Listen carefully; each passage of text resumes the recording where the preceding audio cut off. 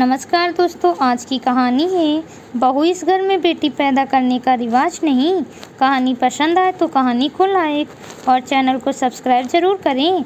आईना गुजरा हुआ वक्त नहीं बताया करते, तस्वीरें ही अतीत को बयां करती हैं। ये देखो रानी, इन तस्वीरों में तुम कितनी दुखी लग रही हो। तुम्हारे बेटे के कुआं पूजन की तस्वीरें, ये तुम्हारी बेटी की तस्वीरें कैसी एक तरफ को खड़ी है, तुम्हारी गोद को तरसती, और तुम भी उसे कलेजे से लगाने को बेकरार। आज तुम वही अतीत दोहरा रही हो। शायद तुम भूल गई हो कि तुम्हारे साथ क्या हुआ। वही सब आज तुम अपनी बहू के साथ कर रही हो। दीदी के एहसास बनते ही मन इतना बदल जाता है कि जो अपने साथ हुआ वही आने वाली के साथ दोहराया जाए। आज अपनी छोटी बहन स्वाति और पति रमेश की बात सुनकर रानी अंदर तक कांप गई। सोचते सोचते वो अतीत के गलियारों में पहुंच गई। जब उसकी शादी रमेश से हुई और वो दुल्हन बनकर इस घर में आई, अम्मा जी को तो जैसे बहुओं से नफरत ही थी। उस पर उसकी शादी बिना लेन देन के होने के कारण अम्मा जी को वो पहले दिन से ही नहीं भाती थी। बहुत जल्दी ही रानी ने पूरे घर की जिम्मेदारी अपने ऊपर ले ली। 6 महीने बाद जब रानी ने खुशखबरी दी तो अम्मा जी ने दाई से मिलकर लड़का होने की दवाई दिलवाई। गांव में अल्ट्रासाउंड की सुविधा तो थी ही नहीं। दाई ने ही अपने हिसाब से अम्मा जी से कहा, बधाई हो अम्मा जी, बहू को लड़का ही पैदा होगा।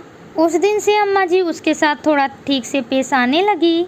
इन सब बातों से रानी को बहुत दुख होता, लेकिन कुछ कर नहीं पा रही थी।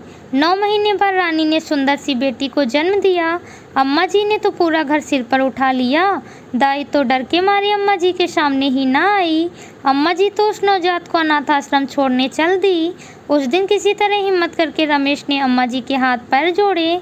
अम्मा जी ने रमेश की बात तो मान ली, लेकिन अपने ही बच्ची घर में पराई बन गई। 2 साल बाद रानी फिर से गर्भवती हुई। इस बार अम्मा जी ने पहले से ही कह दिया, अगर इस बार भी लड़की को जन्म दिया तो अपना बोरिया बिस्तर बांध लेना। रानी हर समय डरी रहती, भगवान की मेहरबानी कहे या रानी की किस्मत, इस बार उसने बेटे को जन्म दिया।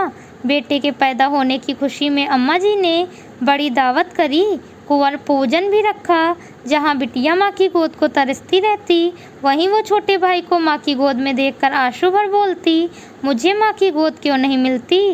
रानी तो माँ थी, दोनों बच्चे उसे पूरा लगाव था। कुछ सालों बाद अम्मा जी चल बसी। अब तो घर की कमान रानी के हाथों में आ गई। अब रानी खुलकर अपने दोनों बच्चों की शिक्षा और संस्कार देने लगी। 1 साल पहले ही रानी गौरी को बहू बनाकर घर लाई थी। गौरी के आते ही अम्मा जी की जगह रानी ने ले ली और रानी की जगह गौरी ने। अब रानी अपनी बहू के साथ उसी तरह व्यवहार करने लगी जैसा उसकी सास ने उसके साथ किया था। वो भूल गई अपने दर्द को शायद, या फिर अपने दर्द का मरहम अपनी बहू को दर्द देकर ढूंढ रही थी। 2 महीने पहले ही गौरी ने खुशखबरी दी थी। रानी जी रात दिन बेटे बहू से चेकअप कराने को कहती।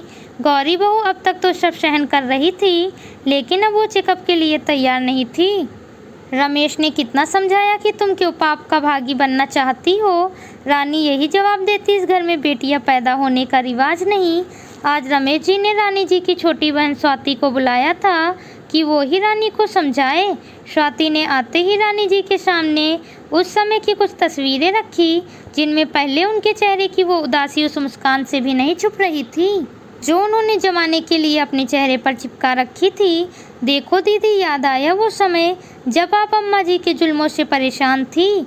अपनी बच्ची को प्यार न दे पाने का कितना दुख था आपको। आप यही कहती थी कि मैं अपनी बहू को ऐसे दुख नहीं दूंगी, और अब आप भी वही कर रही हो जो अम्मा जी ने आपके साथ किया। क्या सास बनते ही सभी औरतें ऐसी हो जाती हैं? रानी, आईने गुजरा वक्त नहीं बताते। ये तो तुम्हारे दिल पर ही लिखा है कि तुम क्या थी और क्या हो गई हो।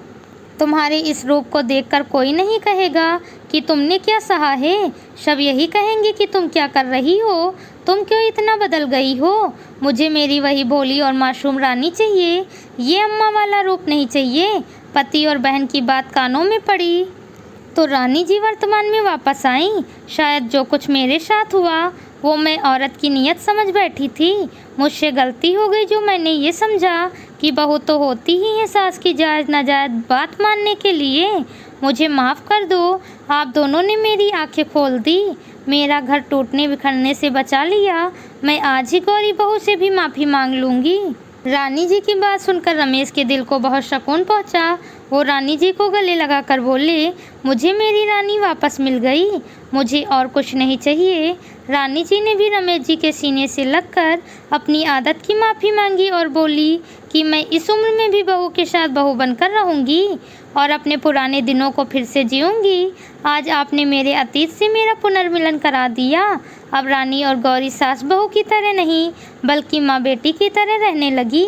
कहानी पसंद आई हो तो कहानी को लाइक और चैनल को सब्सक्राइब ज़रूर करें। मिलती हूँ आपसे अगली कहानी के साथ। Please subscribe channel.